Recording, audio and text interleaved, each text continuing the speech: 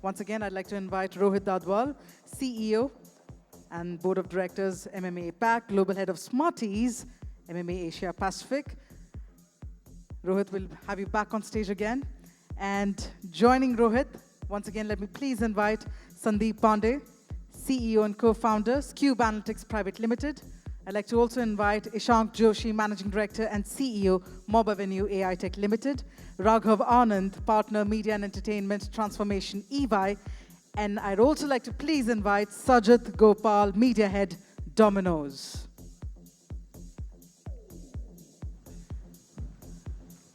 Thank you so much, gentlemen, for joining us.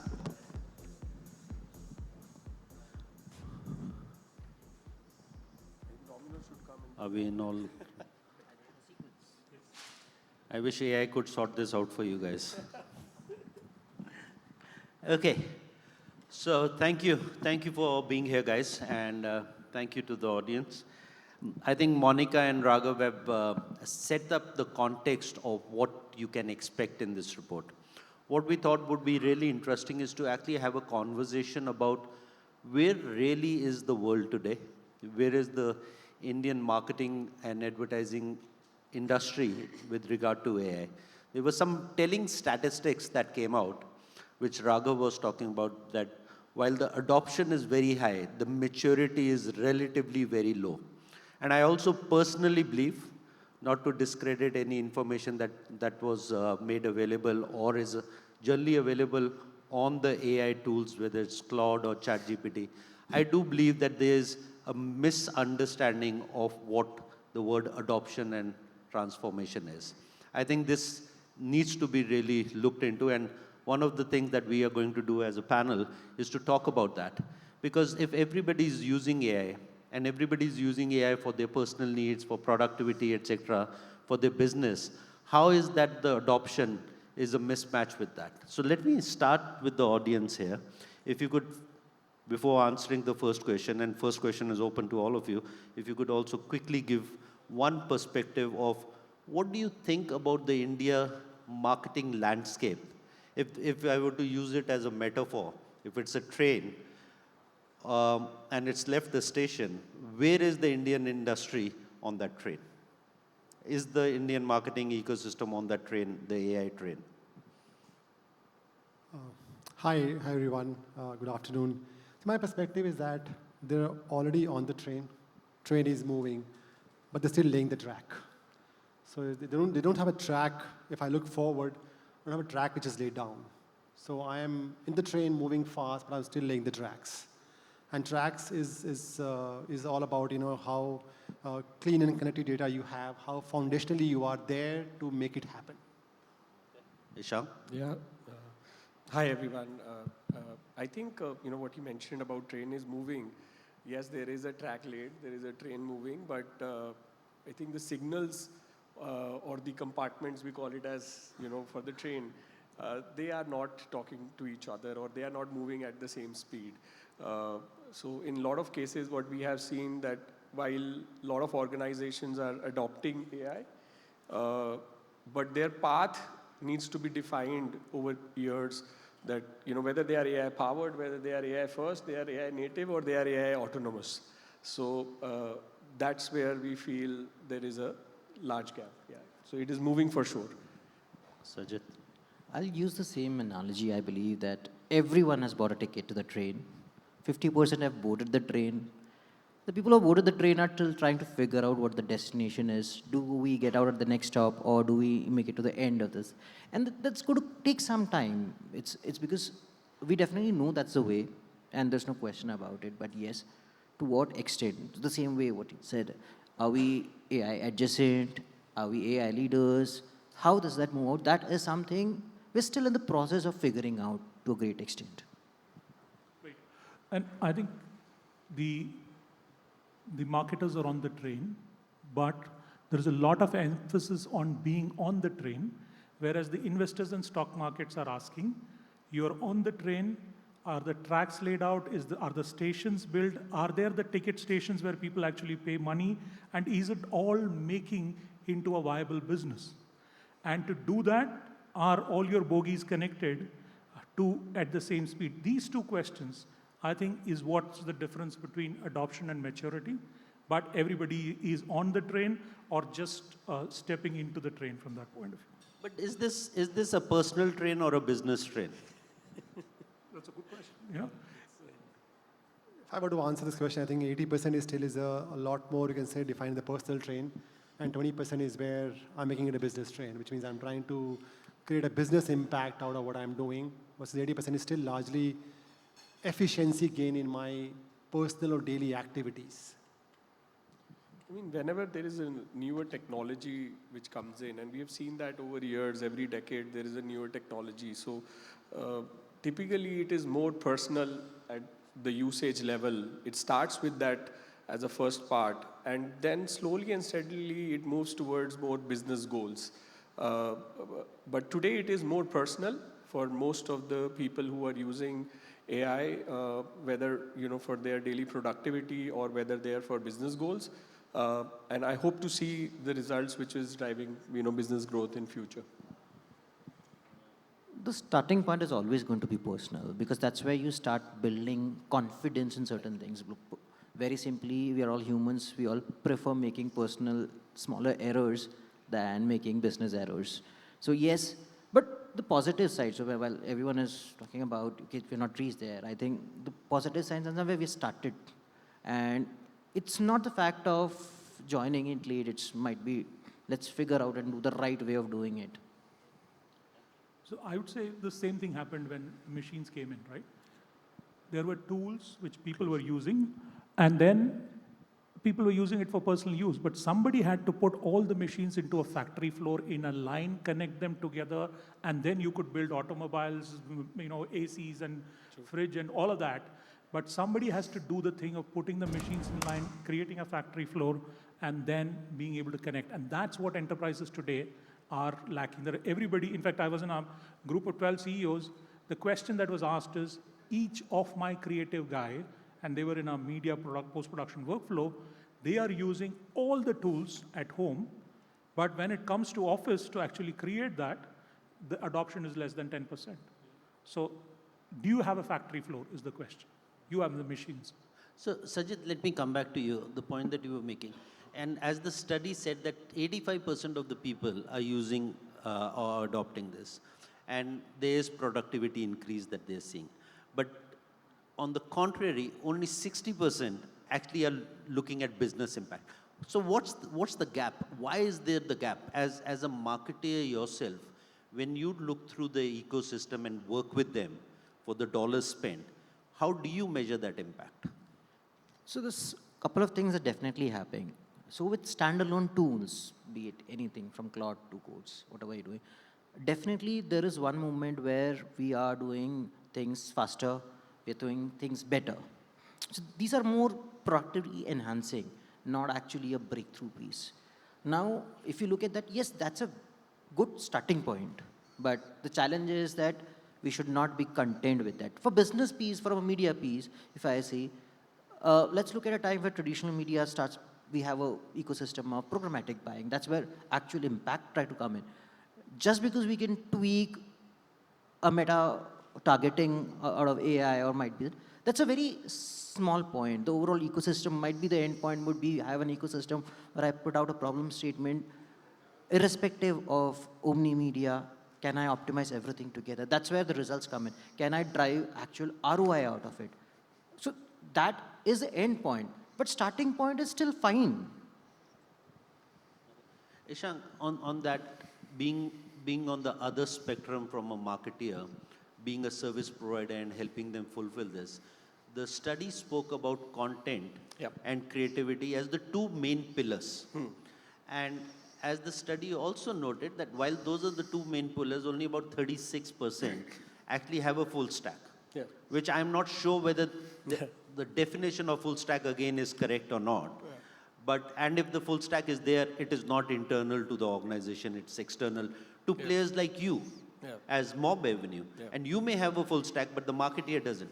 So how do you understand that, and how do you think the narrative for that full stack should change? Got it.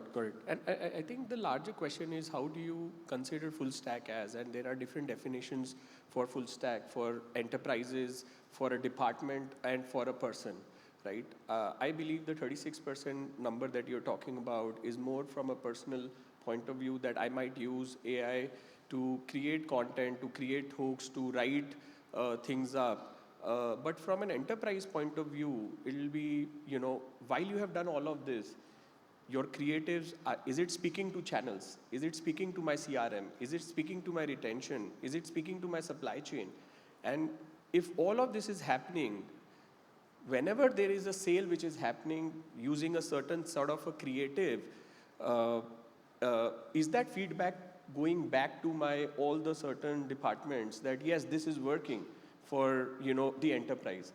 So for maybe for a personal use, people are going full stack on the basis that hey, I will able to generate a good content, I'll able to write good hooks, I'll able to generate AI generated creatives. In maybe what it used to take 7 days, I'll able to use that maybe 24 hours. But then from an enterprise point of view, it is very, very different, the journey of a full stack.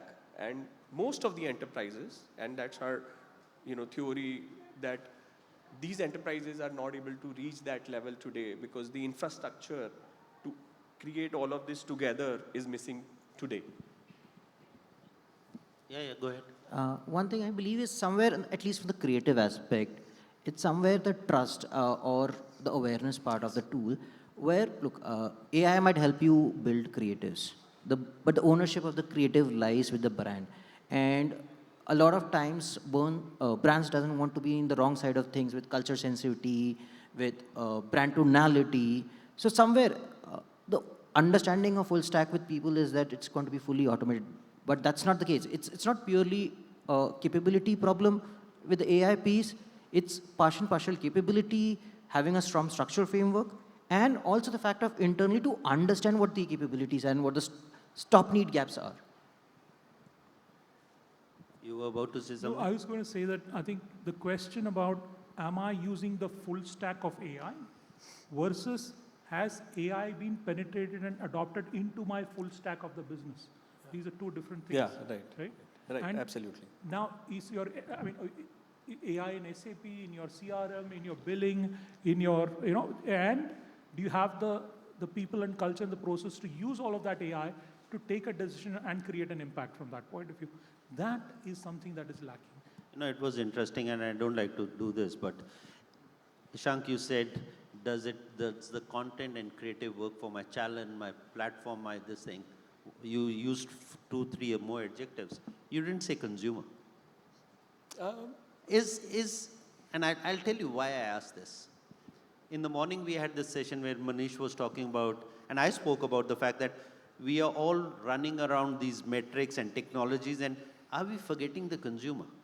Manish also said that in advertising in boardrooms, there used to be a chair for the consumer. It's no longer there.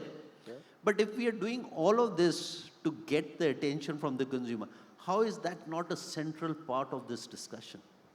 No, I mean, for any business, consumers will always be the central part. But if you see the era, over years, the consumer channels have changed. And that has changed at a very drastic level.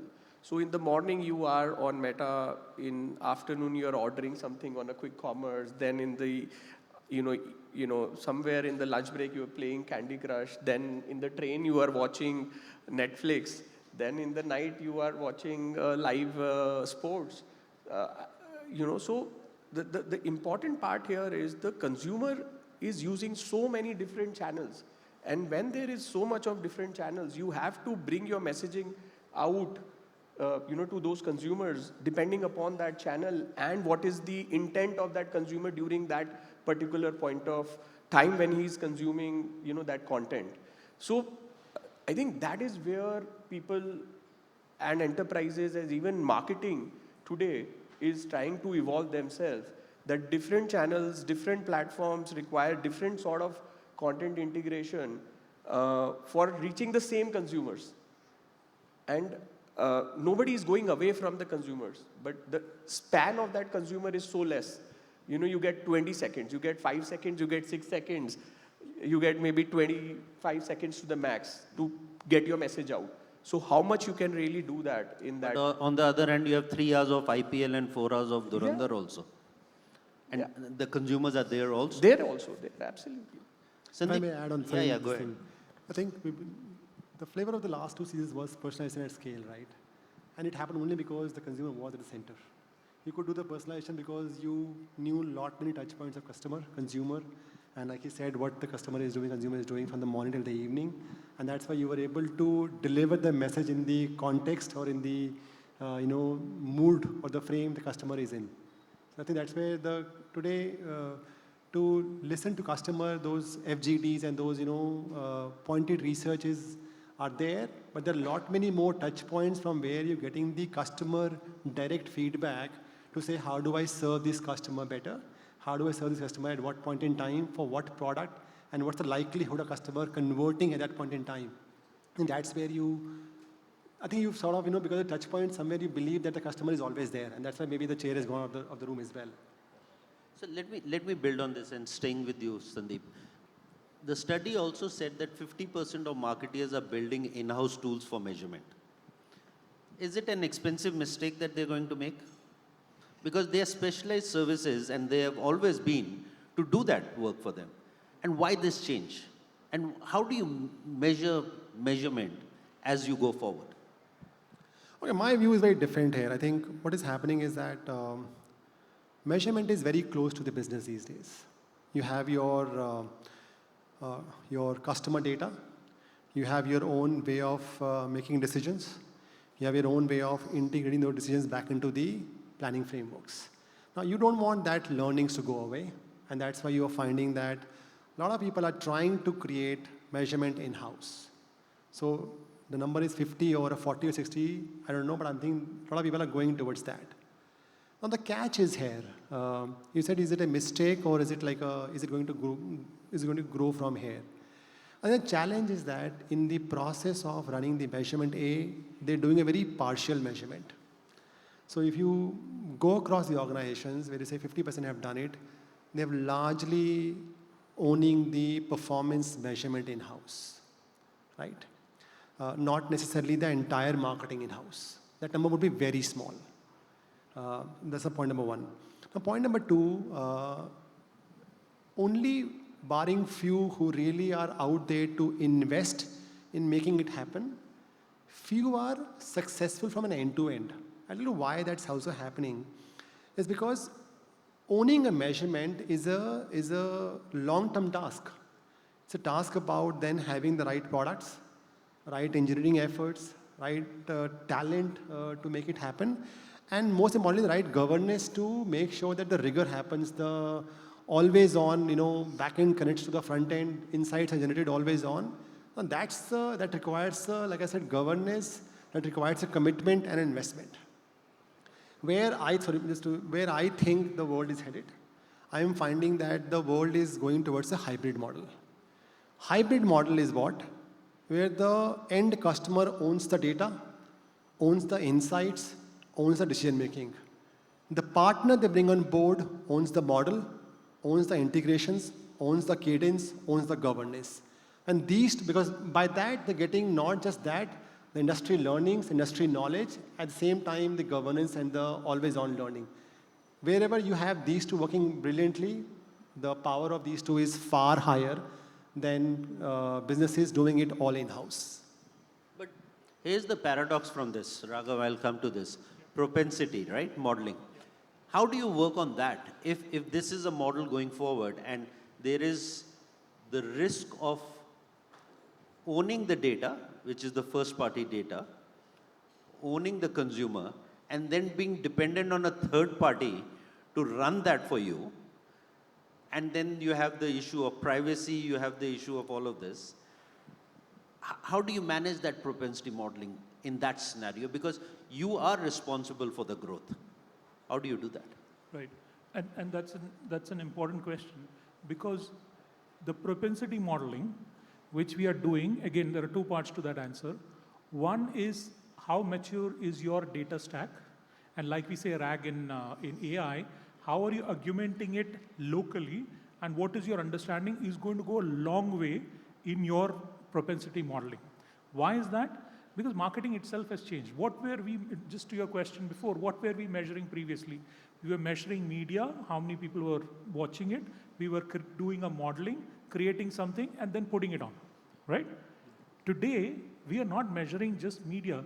We are trying to measure what actions I took, how much the customer reacted to it, and how can I change it in the next 2 hours. So shouldn't I be having some in-house measurement to be doing that? Of course I need to. So I think he's rightly saying that it is splitting into 2 parts. There is an industry-wide measurement like a TAM, BARC and all used to be there. There is a measurement of how I am performing. And if I have to do the measurement of how I am performing better, I need my data stack of all those, and it's not about consumer data, first-party data. It is about, I ran these 100 campaigns, I made these pricing changes. What happened then? Did it go up? Did I create that into an agentic workflow and say, when this happens, next time around, don't come back and ask me and do 10 meetings to take this decision. Correct this, correct the pricing, go ahead. That is a floor which is sort of levitating up for everybody. And those guys who are not stepping onto that will remain lower on the maturity curve from that. So propensity modeling directly applicable to how you're measuring your actions and not media, and how you're having your data warehouse, and ultimately what's the difference between a company, and you used to say X FMCG was the best in marketing versus an Y and all of that, that over the next 3-4 years is going to play out based on how they measured their action and what is the data warehouse they built from that point. Sajid, coming to you. The same question, as a marketeer, what is your view? How do you see it? Because at the end of the day, the growth is actually affected for you guys. So look, at the current pace, I agree with what Sandeep said. Look, what needs to be, there are certain sections that a brand needs to be very sure of before handling out a model to external. The first piece is definitely build your internal capability and strengths. And by that, I mean that you need to be in a position where you have a clear vision of understanding that what looks right and what is wrong. You need to have a clear vision of success. You need to have a clear matrix of measurement. Once that is there, the next part is primarily execution. So that is something very easily you can, what you cannot send out external is your vision of success and what needs right. But once that's sorted, I think the execution part, it's more easier to do it in a hybrid level because that's how the world is changing. Every 6 months, there's something new coming out. It's gone are the old days when you say that I adapted a model and that will work for the next 10 years for me. No, every second month you will have someone. So you need experts. And to say that I'm an expert in my business, I might not be an expert in measurement. I need the experts to give me what is best in the market to analyze what I am. What I am best is what my consumers are, what my vision of success is. These 2 parameters, if I am clearly defining that, I don't find any problem in, because look, we've come a long way in data security. We are all reached. So we have to define what the measure of success is. Once we define it, execution can easily be outsourced. That's not a problem. Okay, we have very limited time, about a minute. So I'll ask you guys for a very quick, short answer. Who is responsible for the transformation? An honest answer. Don't give me book answers. Who should be responsible for transformation across organizations? See, I mean, it is to me from a top down. So it is a CEO's responsibility to make it happen because while I know this is what I keep saying is marketing looks at AI to deliver a lot of magic in all the 4 points we said. But the magic needs a very strong foundation to happen, which is the responsibility of marketing as much as CRM, as much as tech, as much as IT. So I think it's a collective responsibility of the key functions to come together to make it happen. Otherwise, what we discussed in the beginning, it will be a siloed efficiency gains and not a collective efficiency gain. Okay. Isham. I mean, totally agree with it. It's the CEO, CTO, CFO, COO, CIO, CAO, IO, CISO. I think all of them have to come with a single goal that if they want to implement AI, they have to do structural change in their infrastructure. And then it goes to those departments and teams out there. So it's a collective responsibility, can't be only one person. And shareholders have to approve it to think it from a long point of view in their journey. Yeah, and the same things, because Same. I believe it's a top first thing, because the first most important thing is the clarity you need. And that's where the clarity comes from. That needs to drive. Once you have that clarity that what you're gunning for, what you're driving, I'm not saying that's the only responsibility, but it's easier when it flows from top to bottom. In fact, I would love to say this, because that's where, as a strategy consultant, say top down, but I would differ. In fact, we were doing this in a global session, and they said the worst thing you can do is put the CEO or CXO responsible for AI, right? And the conclusion of that entire, hour-long debate across some of the global best guys there was that AI has to be federated. For example, if I ask a question, who is responsible that you have to write the right emails and to the client in the company? It's not the CEO. Everybody is using email, and it's all coming together. So federated AI means that everybody comes up with innovations. There is somebody below the CXO at each department who looks at it and says which one is going to create impact. There is a centralized team which is looking at it and saying, oh, I can stitch this with that, and then finally goes to the CEO on board for the impact and the approval, right? If you don't federate AI, and if CEO has a day job to run, and he's going to be looking at all the AI use cases and trying to do that, it's never going to transform.